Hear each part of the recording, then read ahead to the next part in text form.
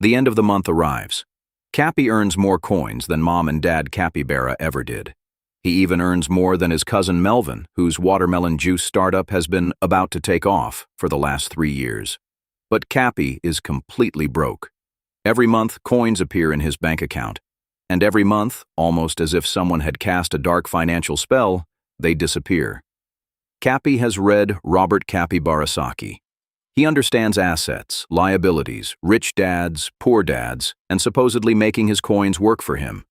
But Capy is not wasting money on wild parties. He is not taking luxury vacations. He is not buying diamond-covered watermelons. The coins simply vanish. Capy believes he spends too much. He thinks he lacks discipline. Maybe if he tightens his belt a little more, everything will finally change. But this is not entirely Capy's fault. The system is designed to produce exactly this result. Today, Capy will explain why your coins disappear, why earning more does not always solve the problem, and what the capybaras who escape the trap do differently. Chapter 1. The Coins That Never Arrive. Capy earns 2,000 coins every month. That sounds respectable. But before those coins ever reach his paws, most of them already have somewhere else to go. Rent, taxes, utilities, transportation, insurance, food, subscriptions, debt payments. After everything is paid, Capy has only 430 coins left. And that is before anything unexpected happens. Before the log mobile needs repairs.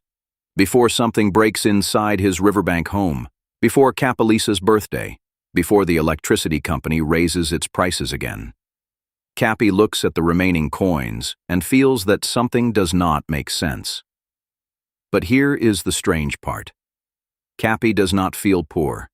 He has a home beside the river. He owns a log mobile. He has a brand new melon phone. He subscribes to several streaming platforms. He even eats outside the riverbank twice a week. From the outside, Capy looks successful, and that is exactly how the trap works. The system does not take everything from Capy at once. Instead, it gives him enough comfort to stop him from asking difficult questions. Capy believes he is building a good life.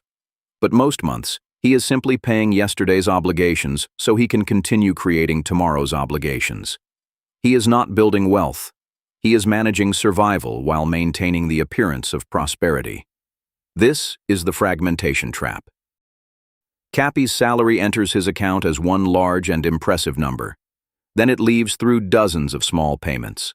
A subscription here, an insurance payment there, a monthly installment, a service fee, another subscription Capy forgot he had.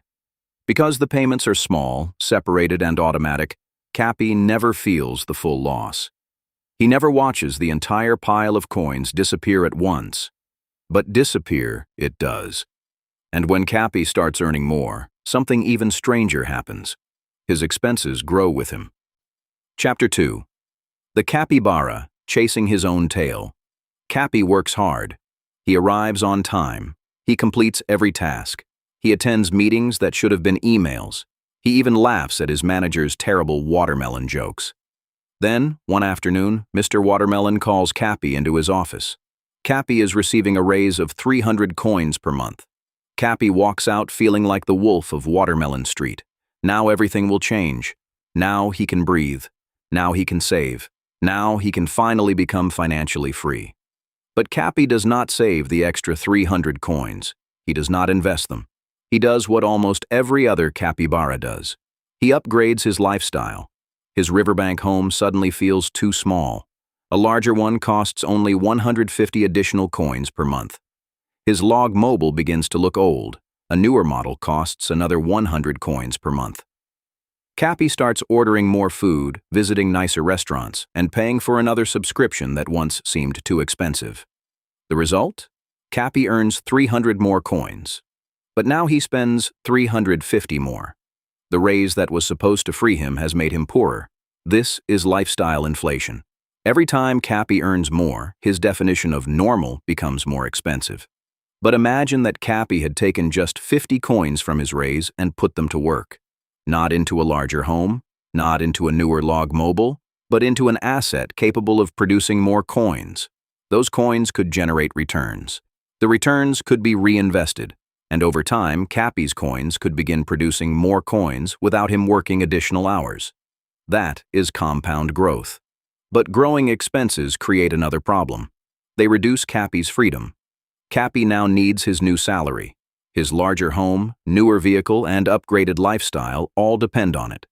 If the company closes tomorrow, Capy is in trouble. If he hates his job, he cannot leave. If his manager treats him badly, he has to tolerate it. Capy has enough savings to survive for 3 months, maybe 4 if he eats nothing but discounted watermelon. This is called golden handcuffs. Every lifestyle upgrade makes Capy more expensive to maintain, and the more expensive Capy becomes, the more trapped he becomes, more dependent, more predictable, and easier to control. Nobody forced Capy to upgrade his life.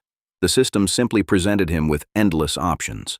A larger home, a better vehicle, a newer phone, faster delivery, more entertainment, more convenience. Then Capy's brain did the rest. Capy believes the solution is to work harder and earn more. But earning more coins and keeping more coins are completely different skills. Chapter 3. The system is not broken. Mr. Watermelon earns 40,000 coins every month. Capy assumes that someone earning that much must be free. But Mr. Watermelon has a riverfront mansion, a luxury log mobile, private club memberships, expensive schools, premium vacations, premium food, premium everything. His income is much larger than Capy's, but his financial stress is almost identical. If Mr. Watermelon stops working, his expensive machine begins to collapse. The number of coins is different. The trap is the same. The trap does not depend on how much money enters the account. It depends on how much remains. The bank wants mortgage payments. The landlord wants rent. The vehicle company wants monthly installments. Streaming platforms want subscriptions. Insurance companies want premiums. And the capybara government wants taxes. Every institution benefits when Capy spends almost everything he earns. Because when Capy begins keeping a meaningful percentage of his income, he becomes less predictable. And an unpredictable Capy is dangerous. He can reject a terrible job. He can leave a toxic company. He can survive an emergency without borrowing money. He can start a business.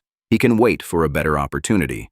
But as long as Capy lives at the limit of his income, he remains a guaranteed stream of coins for everyone else. Capy works every day, but most of what he produces reaches another capybara's account before he can decide what to do with it. The system is not broken. It is working exactly as intended. Chapter 4. How some capybaras escape. The capybaras who escape are not always smarter. They are not always luckier. And they did not all inherit warehouses full of watermelons. They simply follow a few different rules. First, they separate income from wealth. Income is what Capy earns while he works. Wealth is what remains if he stops working. Savings, investments, businesses, assets that preserve value or generate more coins. Second, they do not wait until the end of the month to save, because nothing remains at the end of the month. They separate part of their income first before the system can fragment it. It is like hiding a watermelon before a hungry cousin arrives. Saving happens first. Spending happens afterward. Third, they prevent every raise from becoming a lifestyle upgrade. When their income increases, they keep part of the difference. Then they redirect those coins toward assets. Slowly, those assets begin covering expenses. At first, they might pay one small bill, then several bills. Eventually, they may cover a meaningful part of everyday life. And when Capy no longer desperately needs every coin from his salary, something changes. He can say no. He can reject bad opportunities.